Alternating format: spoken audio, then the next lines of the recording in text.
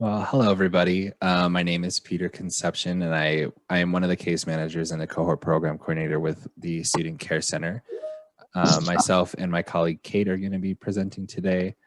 Let me share my screen so that way you all can see.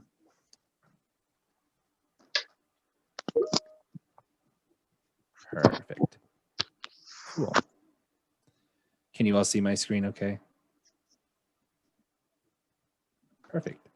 Cool. So let's just keep going. And as I said, my name is Peter Conception. I just a little bit about me. I graduated from the University of Northern Colorado.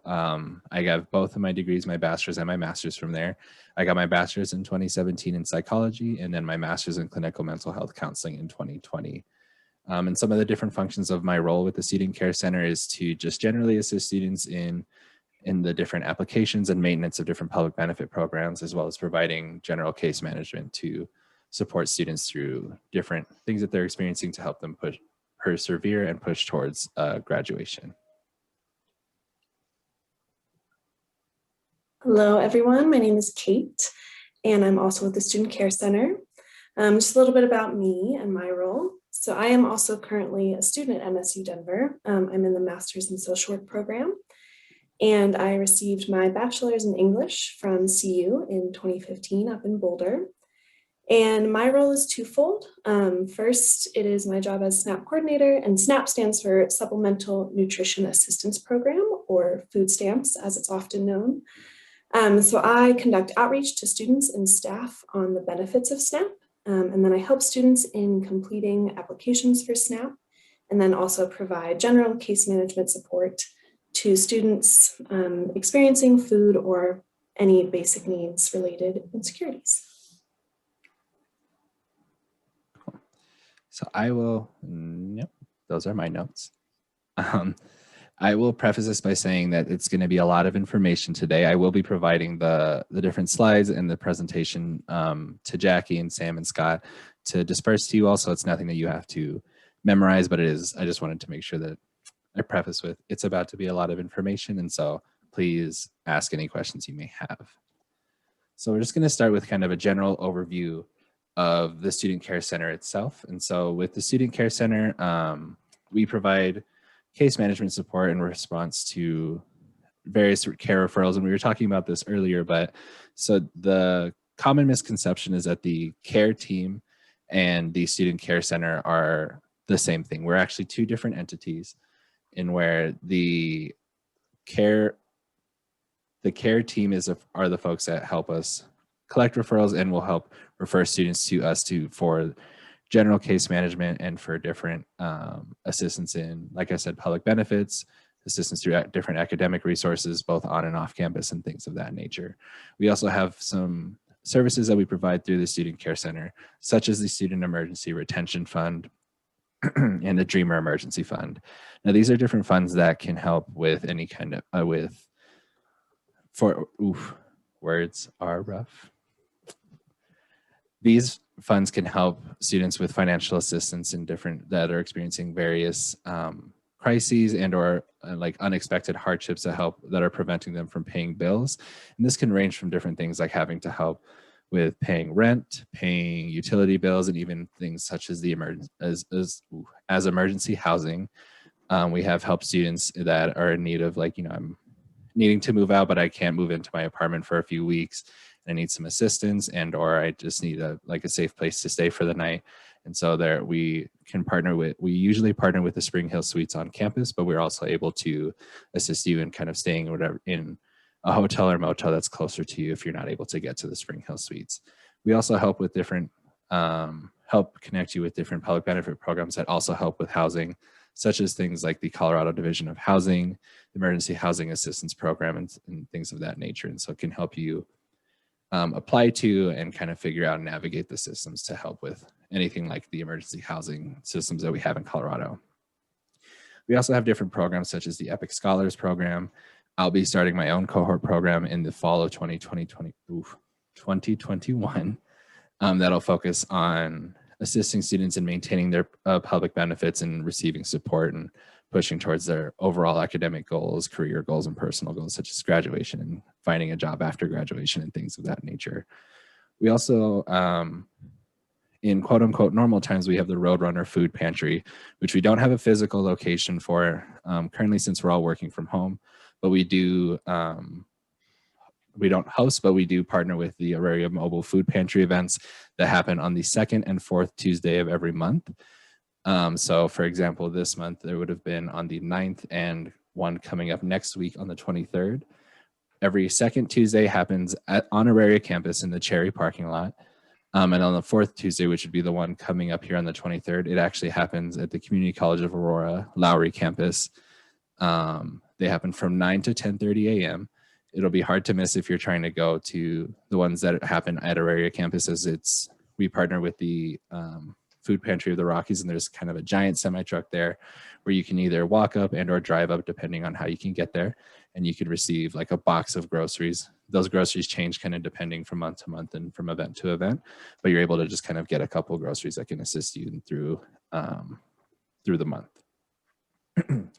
We also regularly help students in applying for different public benefits such as SNAP and Medicaid. Actually, Kate and I helped a student this morning apply for SNAP, and we're able to help assist you in applying to it. Either with SNAP, we can assist you by, what am I trying to say? With SNAP, we can assist you by submitting the application for you on a different and working with you to get all of your information. Whereas with Medicaid, we don't have the same functionality. We can help walk you through the different peak systems. That way you don't have to do it on your own. We also have a new wonderful online screener called SingleStop that we'll get into later also, but it can help you kind of screen to see which public benefits you are eligible for.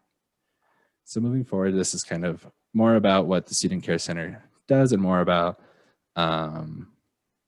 pretty much everything I just said, but something that you can look back to and have more of an explanation over later on when you're looking through the slides. And so getting right into it with SingleStop, SingleStop aims to assist students in connecting with community and governmental resources. It's an online screener that takes about 10 to 15 minutes to complete. And at the end of it, you'll immediately be able to see your results and see which benefits you're eligible for. And in there, they have a host of different options, such as like, I need help with food assistance, housing, Medicaid, anything that you would like click that you're interested in seeing and checking eligibility for. At the end of the screener, it's not anything where like you have to sign up for it or you have to put in your email and then we'll email you the results. You'll know right at the end of the screener which ones you're eligible for or not. And the way that works in relation to the Student Care Center is whenever you find out your results, whether it would say either likely or unlikely, you can bring those results and kind of email us, call us, however you would like to get in touch with us and say, I did the SingleStop self-screener. We'll also be able to see that you completed it and say, I would like assistance in applying for food assistance or for Medicaid or housing assistance and things of that nature. And then we can assist you from there and saying like, okay, cool, let's schedule a time and we'll go through and apply with you. And then let's talk a little bit more about food assistance. And so as Kate said, SNAP is also known as the Supplemental Nutrition Assistance Program. It's also commonly known as food stamps. There are pretty much everyone is eligible to apply for SNAP and food assistance as long as you're a documented citizens of the United States. People that are eligible include folks like children, elderly, immigrants, refugees, asylees, unemployed, and underemployed, as well as those experiencing homelessness. It's a program that helps connect individuals and families in need to financial assistance for food resources with healthy and nutritious options. And so the way that works is when you apply, if you're approved for food assistance, you would receive what's called an electronic banking transfer card. So I know with a lot of the folks that I've worked with, they have asked, like, if I'm approved, how do I get the assistance? Like, what does that actually look like? And the way it looks is that you use it's kind of like a little credit card. And so it's the EBT card or the electronic banking transfer card. You're able to use that in different select grocery stores on different select food items. And it's just kind of the card gets loaded every month with a different amount of whatever you're approved for, different amounts of money that you can use towards those groceries throughout each month. And it gets reloaded each month as long as you're on those food benefits. And when I say like money, what I'm talking about is it's called an allotment. And so depending on your household size and the way they determine household size is anyone you buy and prepare food with. So things like roommates, different family members, children, anything like that. So let's say, like for myself, I live alone. So my household size would be 1. And so the maximum allotment that I would be able to receive is $234. And say me and Kate lived together and we bought and prepared food together, meaning like we made dinner together or things like that. Our household size would be 2, and therefore would be eligible for about $430 each month that can be put towards groceries. And so students that are under the age of 22 will need your parent or legal guardian's information in order to apply for SNAP. But if you're a independent student under the age of 22 and or over the age of 22, you can apply using your own current information through the PEAK website. Cool. So some of the things that make students eligible, this actually changed just recently, but if you're a student, a lot of the times with the way SNAP works, some of the eligibility can work into some of the things that you see on here, such as being enrolled in at least 6 credits or at least half time, being between the ages of 18 to 49 or 18 to 21 if you're a recognized independent student. You're awarded work study, even if you don't currently have a work study job or a job on campus, you would just need to show that on your FAFSA is that correct? FAFSA? I never really know actually how to say it, but I think it's FAFSA. But as long as you're awarded work study and can show that and can provide, if you're going through the process, they'll ask you for a certain document. I can't remember off the top of my head what it's called, but it will show that, yes, I've been awarded work study, and that's where you can meet some eligibility. You also can work up to 80 hours a month, or at least half time, meaning like 20 hours a week. Participate in a workforce development program, be a parent or caregiver of a child under 12 years old, and have a documented disability that makes working/studying challenging. And another way to go through your FAFSA is having an expected family contribution of $0, and that's determined through the FAFSA process. And now I know this is a lot of eligibility requirements. You don't need to meet each one. As long as you meet at least one, you're eligible for SNAP. And the biggest thing that Kate and I always say to students is, we aren't eligibility determiners. We help talk about eligibility and what those requirements are, but we would never tell you like, yes, you are eligible, or no, you're not eligible, as we're not allowed to necessarily do that. Let's see. Question, Peter? Yeah. Does age, let's say you're not within the age group of the 18 to 49, does that really matter? But I mean, based on what you just said, as long as they meet one of the requirements, correct, they could have potentially qualified for SNAP? Yes. And so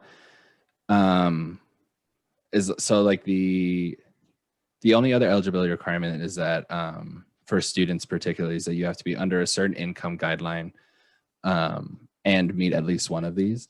And so, for example, I worked with a student who wasn't within the 18 to 49 like age group. I believe they were like 52, but they were enrolled in at least 6 credits and were awarded work study, and they met the income guideline. So it's pretty much as long as you are under the income guideline and or meeting that income guideline for your county and for the state, and you meet at least one of these, you should be fine. So it doesn't need to be like, these aren't ranked in order of like most important to least important.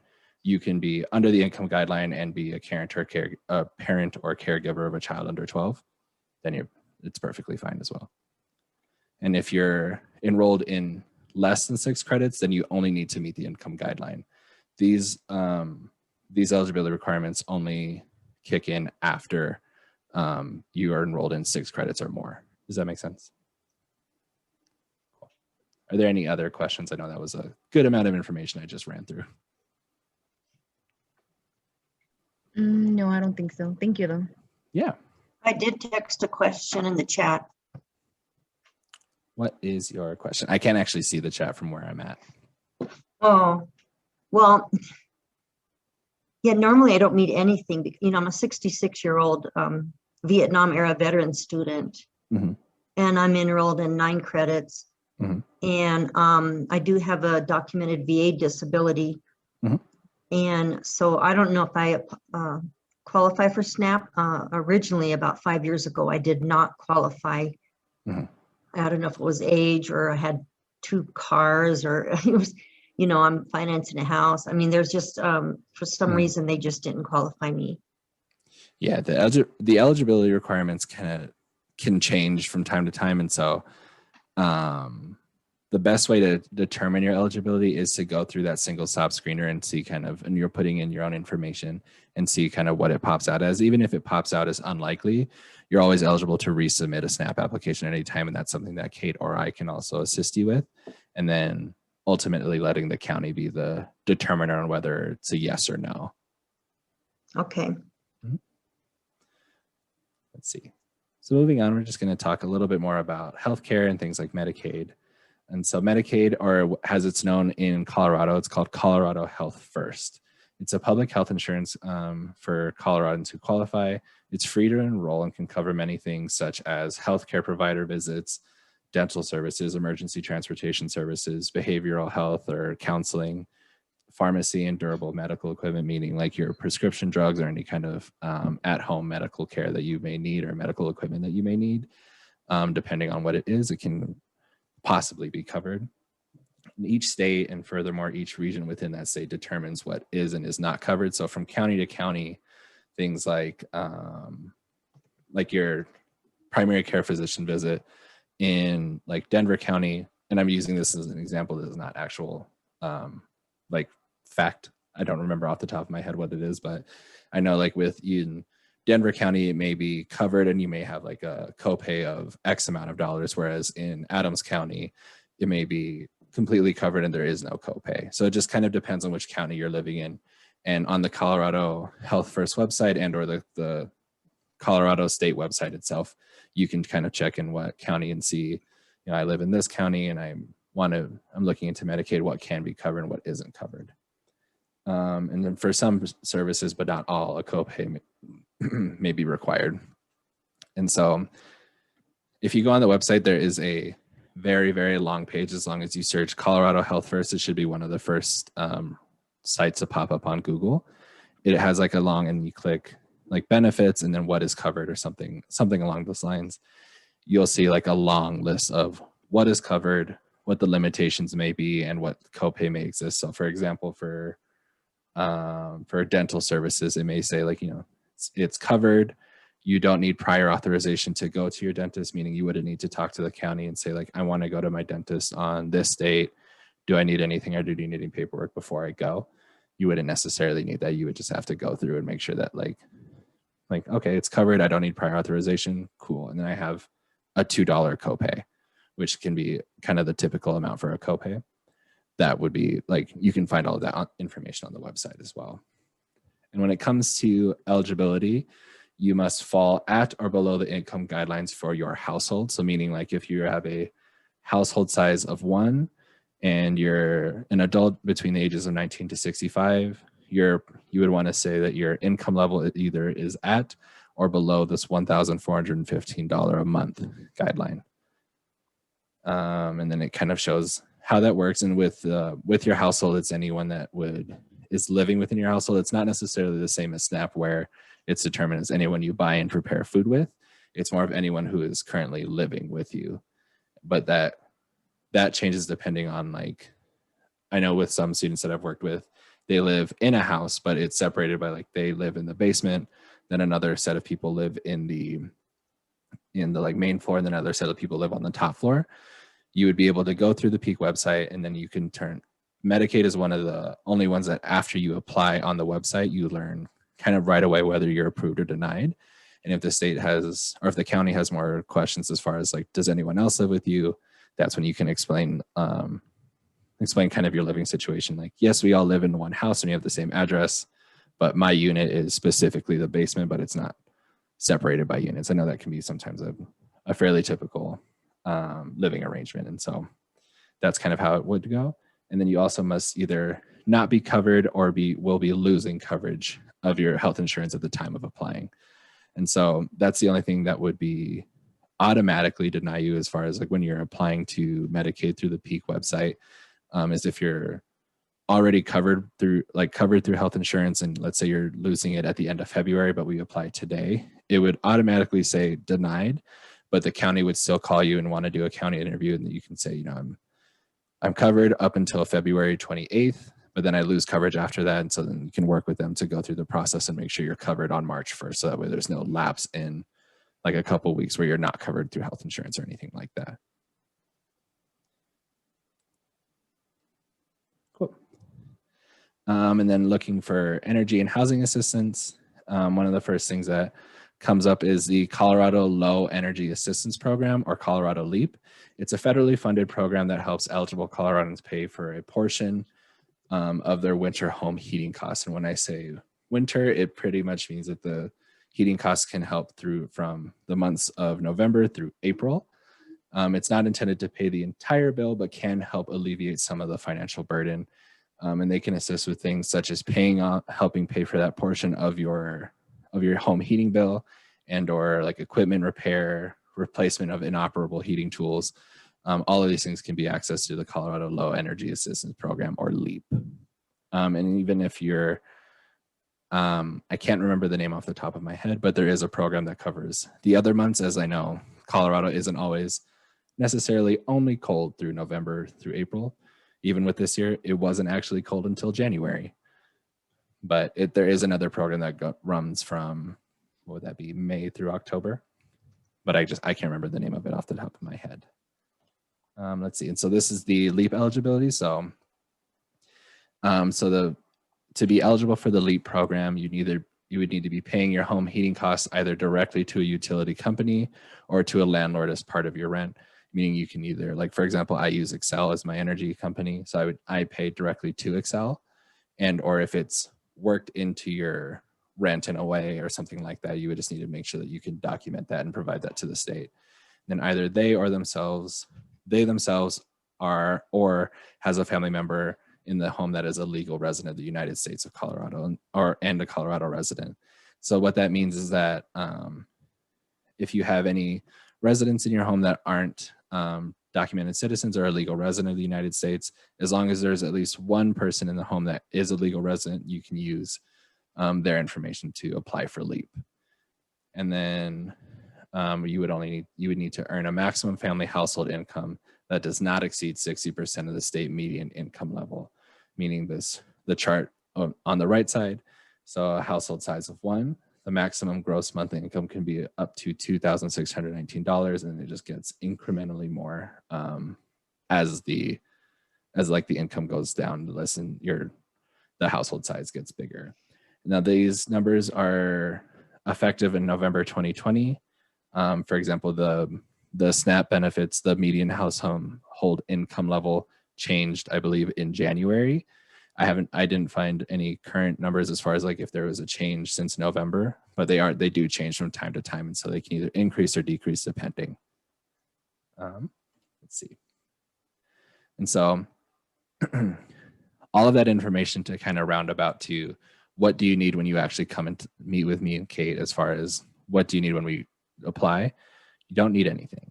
You really just need your own information, make sure you have access to it. So it's no cost, it's free to apply.